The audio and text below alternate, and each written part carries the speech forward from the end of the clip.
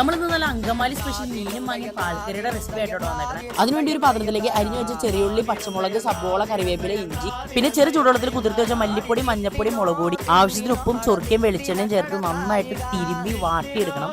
അതിലേക്ക് ഉപ്പും മഞ്ഞപ്പൊടിയും ചേർത്ത് തിരുമ്പി വെച്ച മെയിൻ ഐറ്റമായ മാങ്ങ ചേർത്ത് കൊടുക്കാം. എന്നിട്ട് അതിലേക്ക് 3-ാം പാലും 2-ാം പാലും ചേർത്ത് തലപ്പാലിലെ കുറച്ച് പാല് കൂടി ചേർത്തിട്ട് നേരെ അടുപ്പത്തേക്ക് കയറ്റാം. എന്നിട്ട് കറി പയ്യെ ഇളക്കി കൊടുക്കണം. ഇളക്കി കൊടുക്കുമ്പോൾ ഒരു കാര്യം ശ്രദ്ധിക്കണം, ഒരു വശത്തേക്ക് മാത്രമേ ഇളക്കാൻ പാടുള്ളൂ. ഇതെല്ലാം കഴിഞ്ഞ് കറി നന്നായിട്ട് തിളച്ച് വരുമ്പോൾ നമ്മുടെ ഹൈലൈറ്റ് ആയിട്ടുള്ള മീൻ ചേർത്ത് കൊടുക്കണം. ഞാനിവിടെ ഏരിയാണ് എടുത്തേക്കുന്നത്. പാൽക്കറിക്ക് എന്തുകൊണ്ട് ബെസ്റ്റ് ഈ മീൻ തന്നെയാണ്.